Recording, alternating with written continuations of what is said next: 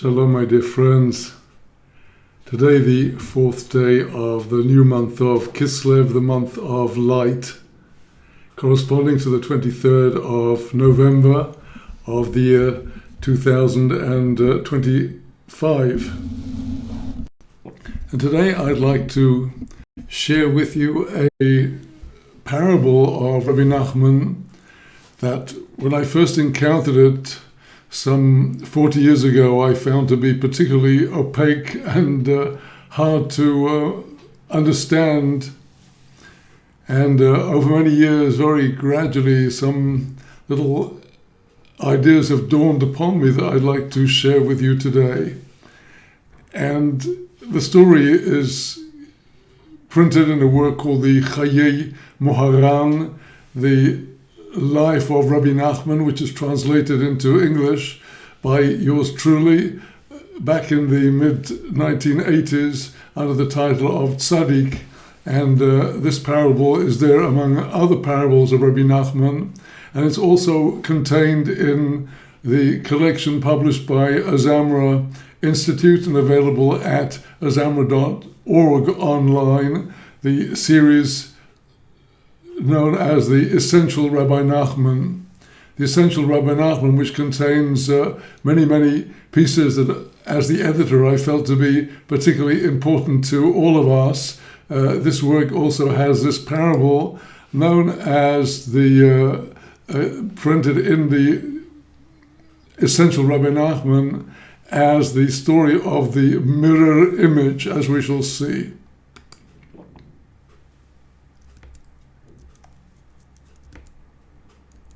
There was a certain king who built himself a palace, and he summoned two men to decorate it for him. The king divided the palace into two parts, putting one man in charge of one half and the second man in charge of the other half. And the king set a time limit within which they had to complete the work. The two men went off. One of them struggled hard to teach himself the art of painting and plastering as best as he possibly could, and he did so well that he was able to paint his part of the palace with very beautiful and highly unusual murals of animals and birds and the like. Everything was executed with wondrous beauty. However, the second man paid no attention to the king's command and did nothing whatever about it. As the date for the completion of the work approached, the first man had already finished his side in all its beauty and wonder. The second man then began to look at himself and ask what he had done. He'd wasted his time on futility and nothingness without giving a thought to the king's instructions. He tried to think what to do. He realized that in the few days left before the time expired, it would be impossible for him to study the art of painting, to teach himself to paint, let alone actually paint his part of the palace. The closing date was almost upon them, but he had an idea. He plastered his entire portion with a kind of shiny pitch, a sort of tar, and he plastered this dark pitch and this tar over his entire section, and the tar was like a mirror. It reflected everything just like a mirror. He then hung a curtain in front of his section to act as a partition between it and that of the other man. When the appointed time came, the king went to inspect the work of the men to see what they had done in the allotted time. He examined the first side with its amazingly beautiful paintings executed with exceptional skill. However, the other side was covered with a curtain, behind which everything was dark. Nothing whatsoever was visible. Then the second man stood up and drew aside the curtain. The sun was shining, and because of the pitch, which reflected everything like a mirror, all those remarkable paintings were visible on his side too. All the painted birds and the other wondrous forms painted in the first man's side could be seen in the second man's side as well. Everything the king had seen in the first man's section, he also saw in this man's section. Not only that, but even all of the precious objects and furnishings which the king had brought into the palace were all visible in the second man's side as well. And this found favor in the eyes of the king. It's a very, very amazing a parable or story, I would say, Rabbi Nachman's story. And I think it's certainly worthy of discussion and consideration because, like all of Rabbi Nachman's words, it's actually filled with meaning, very, very profound, deep meaning. And so, to begin to get a little handle on this story, in a way, we're really all of us, most people in the whole world are actually in the category of the second man, the man who ignored the instructions of the king and totally neglected what he was supposed to do. The first man was typical of the very audacious and determined individual who is absolutely intent upon fulfilling the king's commandments, and that is the king clearly, as in so many of Rabbi Nachman's parables and stories, is representing God Almighty. And the king has very, very precise instructions in his Torah as to how we are to, as it were, decorate and adorn ourselves, the part of the king's palace that he has allotted to each one of us. And so many of us, unfortunately, just neglect the Torah, if we even heard about it, neglect the commandments, and spend our lives in vanity and futility so much of our time. And suddenly we wake up and we wonder, what on earth am I to do? And indeed, in the history of Torah Judaism, the great founders, the patriarchs, and their immediate successors, Abraham, Isaac, and Jacob, followed by Levi, appointed by Jacob to carry on the tradition, Amram, father of Moses, and Aaron. And then as we come down the line, the judges and the prophets, Joshua and Samuel, until we come to the court of King David and Solomon. And Judaism begins to, as it were, solidify around these foundational figures.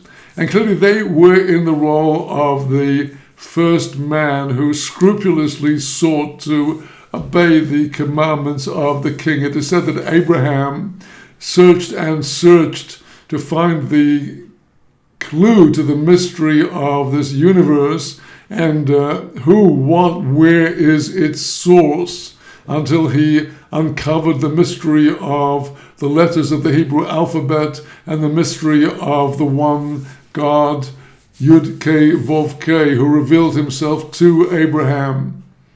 And Abraham transferred the tradition to Isaac, and Isaac likewise labored, as we saw in our reading yesterday, Isaac going out to the field of prayer, daily plowing and plowing to perfect his soul. Likewise, Jacob subjected to so many tests, and so with the later tzaddikim. The Tanakh, in which we read about the stories of these foundational figures, is mashal, it is parable. The stories in Judges and Samuel and kings are all very, very deeply shrouded mysteries. The mystery of who King David really was, his complete mastery of the Torah, running up and down the gamut of the scale of the Sephirot, of the mysteries of the Torah. And these were people that labored in ways that today we can hardly begin to conceive. The spiritual extreme practices, the fasting, the repentance, the cleansing of even the slightest nuance of a phrase that was said out of place, and so much more the struggles of these righteous individuals. And when we come to the sages of the Talmud, who are figures that are somewhat more accessible to us, more recognizable as people like ourselves who are eating and drinking and traveling and talking together, chatting together. When you examine who were the Tanaim and the Amoraim, the sages of the Mishnah and the Talmud, their knowledge of the Hebrew text of the Torah, inside out, back to front, to the point that each and every one of the great Tanas, Rabbi Eliezer, Rabbi Hoshua, Rabbi Akiva, Rabbi Tarfon, Rabbi Meir, each of them had his own Torah, as it were. Each of them had a completely consistent set of drashot, interpreting every word and letter of the Torah according to his standpoint. And the Talmud repeatedly subjects the standpoints of the different Tanas, the different Mishnaic sages, to scrutiny, to try to trip them up on some point, and they can't. The position of a Rabbi Meir or Rabbi Akiva is completely watertight in terms of their approach to the way that the Torah is darshaned, and each of the sages of the Talmud is reflecting a different aspect of the unified light of God. But the point I'm trying to stress is the knowledge of the text of the Torah, and also of, as illustrated in the Talmud, their knowledge of the oral traditions that had been formulated and handed down from mouth to ear, from teacher to student, generation to generation. The Mishnahs and the Braises, these traditions of their formulations of the oral law, and the way that the Talmud discusses them also to see how they compare and contrast until we get a line. The knowledge of the Tanas and the Amoras of the Mishnah and the Gemara was just astounding, and came only through years and years of application, of literally burning the midnight oil, studying all night and all day, to the point where they would simply snatch some brief nap and then continue. Well, now, when we come to the later sages who, on the foundation of the Talmud, which was accepted by all of the Jewish communities in from the 4th and 5th centuries of the Common Era onwards, as being the authoritative foundation of Torah law, what was left to the so-called poskim, the legal authorities, was to sift through all of these traditions in the Talmud and find a pathway to reconcile or to decide between the various points of view. And when we come to the two fundamental works of the Halacha, Moses Maimonides' Mishnah Torah, this monumental work in 14 volumes covering 1,000 chapters, covering every detail of the 613 commandments in all of their ramifications in the written and the oral Torah.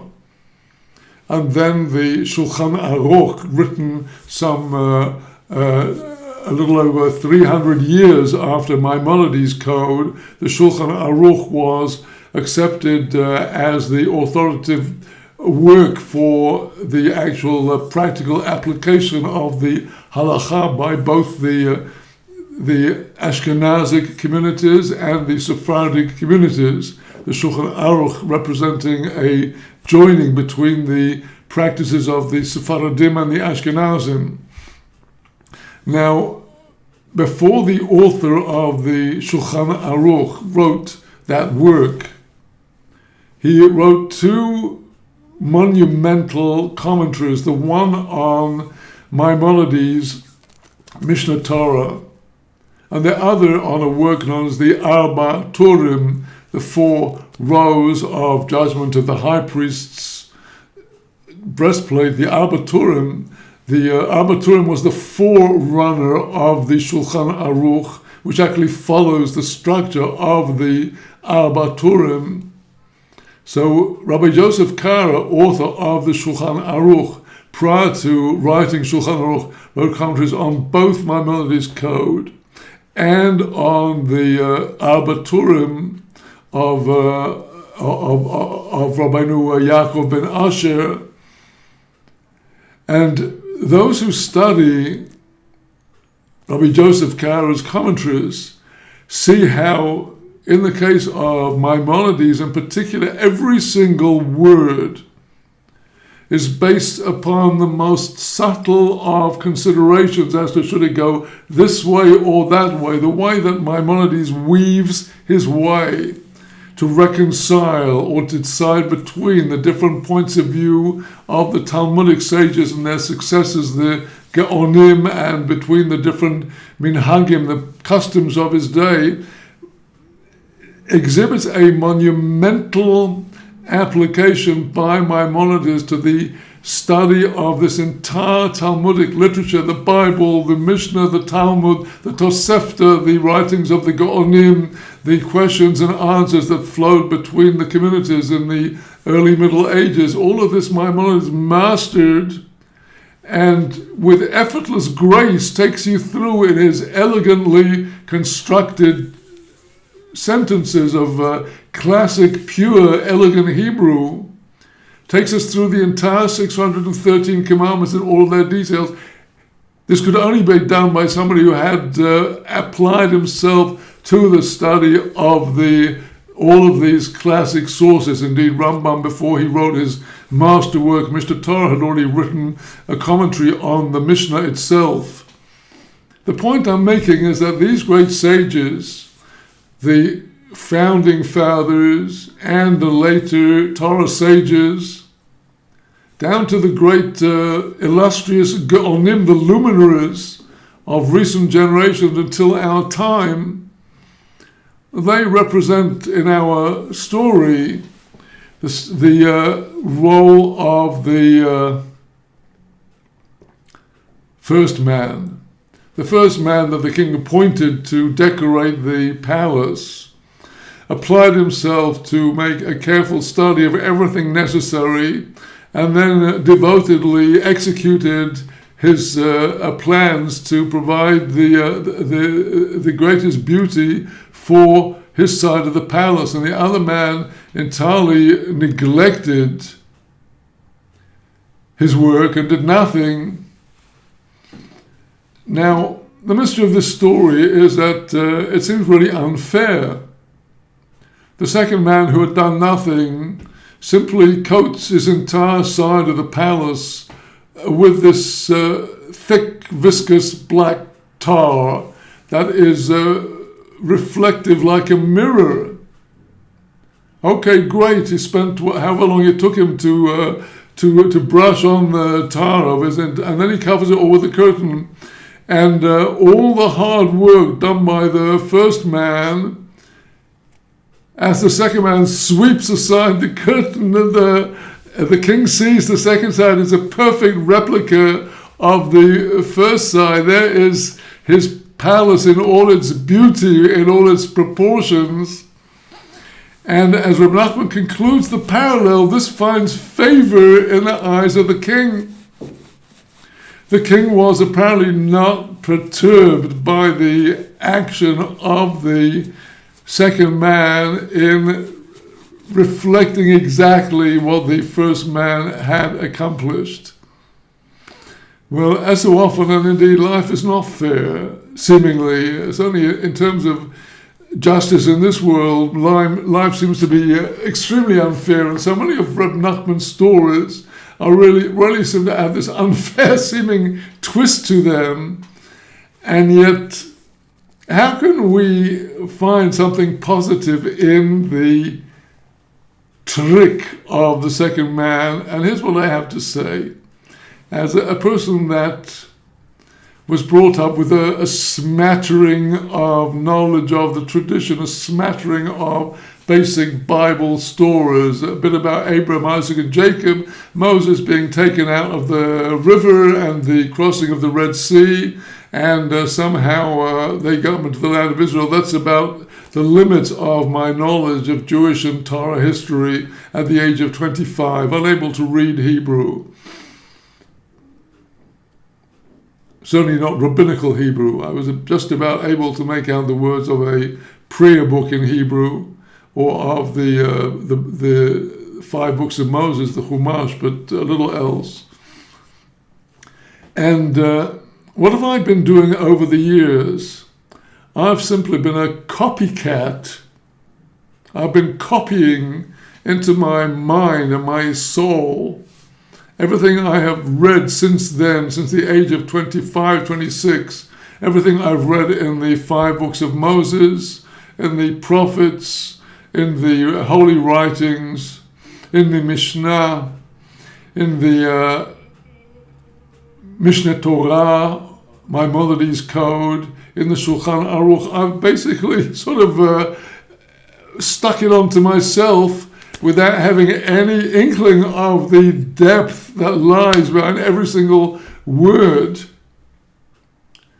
And I found the courage to do this from the words of Rabbi Nachman himself, who says that a person should not worry if he does not understand, or if he doesn't even remember the Torah that he studies in this world, because in the world to come he will be reminded of everything that he studied. That's a beautiful thought, that as we pass through this world, unbeknown to us, everything is recorded, and all the more so if we are taking some time daily to actually chant through and read through at whatever level we are. The words of our sages, the words of the 5 books of Moses, the words of the Mishnah and the other classic sources. We are applying this Torah, this pitch as it were. We are reflecting in our own way what these great sages toiled and labored to produce and to present to us on a plate, on a platter. And this finds favor in the eyes of the King, what we do. You know, sometimes we are, as it were, covered in tar in this world. The things that we have to cleanse ourselves are, sometimes I like this sticky pitch or tar that we, no matter what we do, it seems impossible to remove all of the pitch, all of the tar from ourselves. But here the man turned this idea of the tar and the pitch into a reflective material that would reflect what others far greater than themselves had accomplished. And indeed, this is part of God's fundamental intent in the creation of the universe, in the form in which we find it here living in the universe. Because the concept of the reflection of things above, the tar, the pit that is a kind of mirror of something other, is really the concept of what God wants of this world. This world starts off as chaotic, viscous, useless tar. Depends what we make of it, until we are able to produce in this world a kind of replica copy of what is above. God commands us to put over ourselves a king whose task is to eradicate Amalek and to come and build the temple. And in this way, when there is a temple in Jerusalem where the priests are intent on their services and the king is ruling over a country and applying the law of the Torah to the country and making peace and bringing justice to the country, here this world and this country becomes a beautiful reflection of what is above. The idea that the 10th Sphira, the Sphira of Malchut, the kingdom, the kingship, will become a reflection of Mother Bina above. So here this concept of the mirror, the reflection, and indeed God has created for us a Torah as the means of connection with God, where integral to the Torah is the narrative in the 3rd chapter of Genesis of Adam and Eve naked in the Garden of Eden. And when they realize their nakedness, that they are naked souls, God in His mercy gives them garments, clothing. God in Himself is infinite and no finite being, neither angel nor mortal, no animal, no plant can perceive God's intrinsic essence except through some vessel, through some mediating screen which screens off the infinite dimension of God's light and leaves only what we are able actually to perceive. This is the concept of the tzimtzum, the contraction of God's light in the process of creation in order to bring about the creation of the kelim, the vessels through which God's light would be received and would rule in a measured way. For that reason, the Sfirot are in Hebrew called midot. Well, the word midot is sometimes understood in English as traits. The traits of kindness, the trait of discipline, the trait of harmony and peacefulness, the trait of victory, the trait of splendor, and so on. But the Hebrew word midot, which means a measure, may mean a measure of space, of area. It could be a measure of liquid or of solids.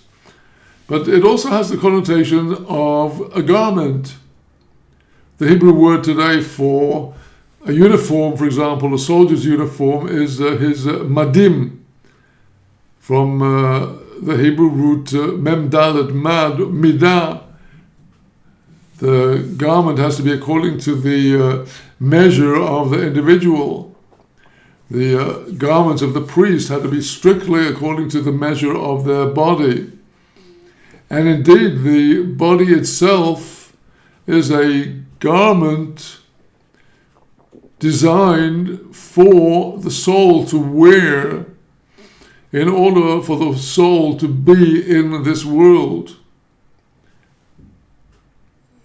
This world would entirely destroy and wreck the soul if the soul descended into the world as is. Just like the angels of God who came down into the world in angelic form were corrupted when they saw the daughters of men. And the soul needs, just like if you want to go down under the sea, you have to go in some kind of submarine or some kind of bathyscope or some other kind of vessel. So too in this world, all of the souls God has designed for each one of us. It is infinite wisdom passing through the genes from generation to generation until you and I were born from our specific parents with this specific body, with all of its specific characteristics. This is a wondrous garment for our soul. And when we begin to grow out of childhood, of course they dress us up in our children's clothes, but for our destiny, when our soul will have to leave this world in due course at the appointed time, the entire Torah gives us a set of clothes and garments which will avail us when the soul has to ascend to the higher spiritual world, where it will require a different kind of garment, a different kind of midah, a different kind of measure, a spiritual measure. And each of the commandments is a midah, a measure. And when we perform the commandment, we are aping, we are copying something written in the book. We do it like it's written. That's why Jewish people are so intent to go by the rules just as far as possible, except when there is a threat to life and other emergency situations. But normally you will find that Jewish people are always asking, well, what is the halacha? What's the way to go? What's the right way to do it? Because these prescriptions of the Torah are not only intended for us to go in this world, but also to go in the world of the souls when we depart from here. The foundational commandment of the Torah is tzedakah. You give from the money that you have sweated to earn to somebody else that you hope is worthy to use it for a good purpose, because God has commanded to spread his kindnesses. Well, each time a person performs the commandment of tzedakah, they stretch out their hand with the funds, or they write the check, or they make the order for the tzedakah. They're integrating the midah of kindness, of concern for the other. And so it is with all of the commandments, day and night, 7 days a week. For the male, 6 days a week on weekdays, binding the arm and the head with the tefillin. Consciously or unconsciously, the person is binding himself to the infinite God who commanded the commandment of tefillin. When we wrap ourselves in the talit, we can experience God surrounding us on all sides, above, around, protectively. And so with all of the different commandments, they're all garments for the soul. And even when we are unable to actually perform these commandments, as in our time when we have no temple, and many of the commandments we are unable to fulfill, nevertheless, even the study of the details of the commandments in the Torah, for example, in Maimonides' Code, which discusses all of the details of temple law, the laws of the priests, the laws of the sacrifices, the design of the temple, the laws about purity required for entering the temple. We can, through study, also integrate these midot into ourselves. For example, when we know about the temple and we come to pray in our corner at home, we can close our eyes and envisage how we are proceeding from courtyard to courtyard, from gateway to gateway, until we come into the holy and to the holy of holies. And we can integrate this into our minds and our thoughts and our souls, and this transforms our prayer service into the service of the priest. And we're integrating the attributes of the priest into ourselves. The concept that the temple is a place of worship of the God of all the universe, and through worshiping in his temple and serving through prayer, we are bringing blessing to all. And this is a responsibility and an obligation of benefit to the whole world. We are integrating the concept of responsibility and concern, and so with all the commandments. And so we're all in the position of the second man who simply imitated, he copied the work of the first one. In our time, there will be very, very few individuals who would be able in a lifetime to integrate the entire Torah into themselves. There is now a increasingly well-known rabbi in Israel, Rabbi